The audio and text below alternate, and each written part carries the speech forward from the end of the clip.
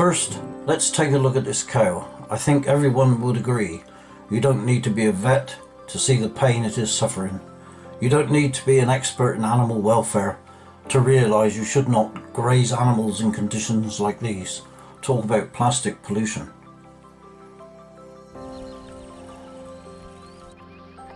The fields are covered in plastic waste and netting, with no fresh grass to eat.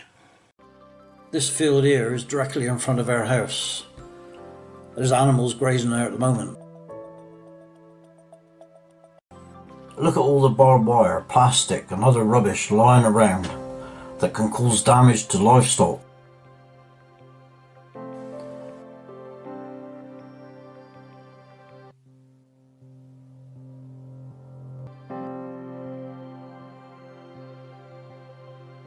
These bones are the remains of cows that had died here in the yard with nothing to eat except plastic waste. That was years ago. Despite numerous complaints, why has this farm been allowed to carry on trading in animals? These are pictures of dead calves left to rot where they lay. Note all the plastic waste around the complete calf.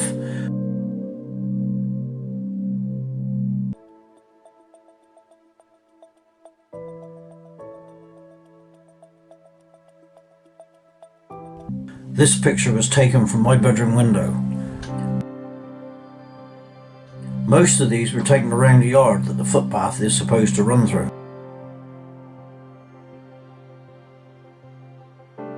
This cow is suffering and barely able to walk.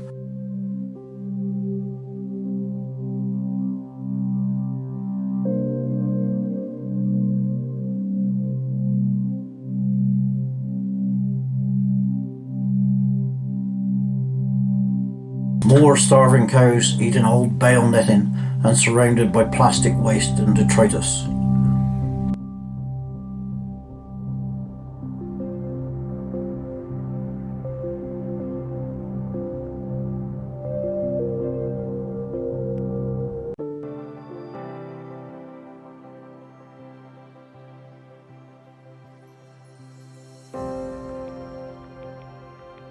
The pollution you are seeing here is contaminated groundwater and red diesel running from the farm into the river.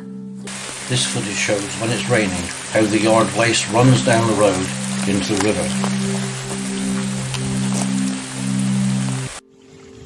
This footage was given to me by a passing motorist who was frightened by the farmer while filming. She found him threatening and abusive. This pollution of the river was reported to the Department of the Environment on at least 3 occasions.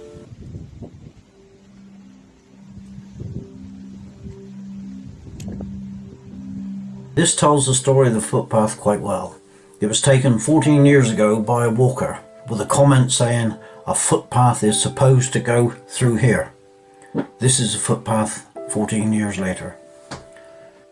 Here's the entrance, blocked by his tractor. The stile leading on from this field has been taken out and replaced with a solid hedge. Absolutely impassable. These next pictures show the state of the hedges adjoining the highway, where the cows are constantly breaking out to feed on the verges. Next is just a very tiny sample of a large amount of pictures that have been sent to animal welfare. Cows on the highway in search of grass. A danger to the animals themselves and to the motorist.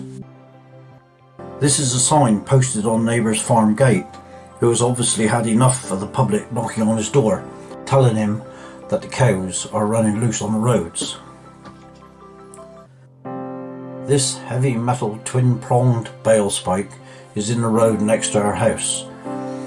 Here it is with the verges full of bales. You can clearly see how dangerous the spikes are. More machinery and plastic in the road. Clearly a danger to all road users. These bales are outside of our home and are ready to topple over.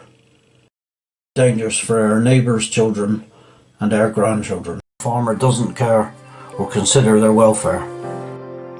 These next pictures show the verges and lay-by full of bales and rubbish.